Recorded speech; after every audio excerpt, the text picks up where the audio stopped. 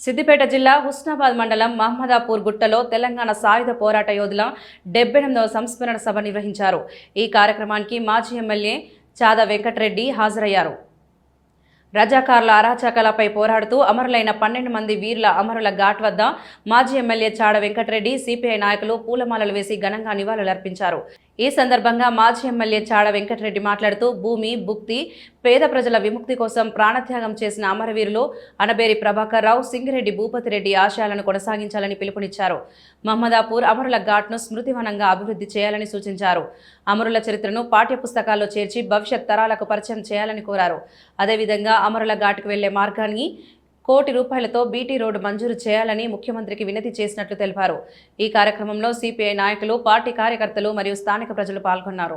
నైజాం రాజకీయ వ్యవస్థ యొక్క దురాఘాతాలు ఎండగట్టేందుకు, అలాగే ఈ పటేల్ పట్వారి పోలీస్ పటేళ్ల అరచకాలు, భూస్వాముల అరచకాలను ఎండగట్టేందుకు మరి దున్నేవాడికే భూమి కావాలని, వెట్టి చాకిరి రద్దు కావాలని, అయాని బాంఛన్ కాలం దురాఘాతం పోవాలని చెప్పేసి ఆయన ఒక మనిషిగా మానవత్వంతో ఆయన మొత్తం త్యజించి కుటుంబం మొత్తం వదిలిపెట్టుకొని, సుఖాన్ని వదిలిపెట్టుకొని కష్టం వైపు అడిగి ఆయన మొత్తం సిరిసిల్ల ప్రాంతంలో జైత్యాత్ర మొదలుపెట్టి అనేక గ్రామాల్లో తిరుగుతూ మరి ఎక్కడెక్కడ దొంగ అప్పత్రాలు అని తగలబెడుతూ భూములు, ప్రభుత్వ భూములన్నీ కూడా పేదోళ్ళకు పంచుతూ, ఎస్సీలకు వంటరాని వాళ్ళగా చూస్తే అప్పుడు మొత్తం అందరిలో కలిసి సాపంక్తి భోజనాలు చేస్తూ సామాజిక చైతన్యాన్ని కల్పించే పద్ధతిలో తిరుగుతూ మరి మాందపురం రావడం, మాందపురంలో కొరియర్ దుర్మార్గంగా ఉండి చూడడం, తర్వాత అప్పటికే ఈ అనబేరి ప్రభాకర్ రావు అంటే నైజాం గుండెల్లో మరి రగులుతున్నటువంటి ఒక అనుబాంబుగా కనిపిస్తున్నటువంటి నేపథ్యం అది. అందుకనే ఈ దీనిపైన అనబేరి ప్రభాకర్ రావు మీద ప్రత్యేక దిగా పెట్టి మొత్తం నైజాం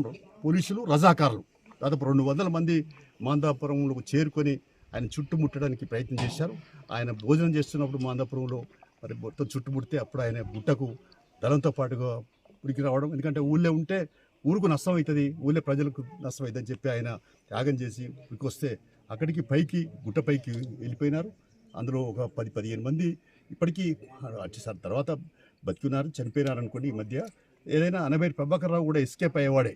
కానీ సింగిరెడ్డి భూపతిరెడ్డి అన్నా పోతున్నావా, నన్ను చంపేస్తున్నా అంటే అప్పుడు ఆగి ఆయన తుపాకీతో 2 రజాకార్లను చంపేసి ఆయన కూడా ఆ బుల్లెట్కు బలైపోయినటువంటి పరిస్థితి. అంటే ఎంతటి అనబేరి ప్రభాకర్ రావులో మానవత్వం ముందు త్యాగధనుడు, ఇవన్నీ కూడా ఈనాటి తరానికి తెలియపరచాల్సిన అవసరం ఉంది.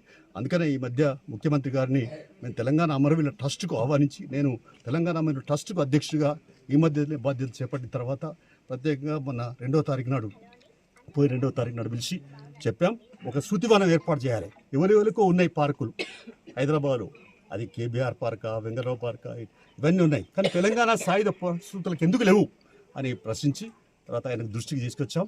ఇక్కడ ఇట్లాంటి సేనాలు ఇప్పుడు ఇక్కడికి రావాలంటే దారి లేదు. ఎవరి కొరకు ఈయన ప్రాణాలు అర్పించారు? ఆనాడు ఉన్నటువంటి బడుగు బలహీన వర్గాల యొక్క అణచివేతలకు వ్యతిరేకంగా సామాజిక చైతన్యం కల్పించే ఉద్దేశంతో ఆయన త్యాగం చేసినటువంటి వాడికి ఈ తరాన్ని తెలియపరచాలి. కాబట్టి ఇక్కడికి పెద్ద రోడ్డు, ఒక 5 కోట్లతో రోడ్డు ఎస్టిమేట్ కూడా చేయించడం జరిగింది. అది కూడా ఈ పొన్నం ప్రభాకర్ మంత్రి గారికి, ముఖ్యమంత్రి గారికి చెప్తాం. అందులో ప్రధానంగా ముఖ్యమంత్రి గారికి మేము చెప్పింది ఏంటంటే తెలంగాణ సాయుధ శుద్ధులను ఈ తరానికి తెలియపరచాలి. ఆనాటి త్యాగాలు తెలియపరచలేవు. పాఠ్యపుస్తకాల్లో కూడా ఇవి చేర్చాలి. ఆ త్యాగదారుల మరి త్యాగాలను పోరాట పటిమని నేర్పాలని చెప్పి చేర్చాలని చెప్పాం. దానికి సానుకూలంగా స్పందించి ప్రత్యేకంగా సమావేశం పెడతాం, అఫీషియల్గానే మిమ్మల్ని పిలుస్తా అని చెప్పి మాకు మాట ఇచ్చినాడు.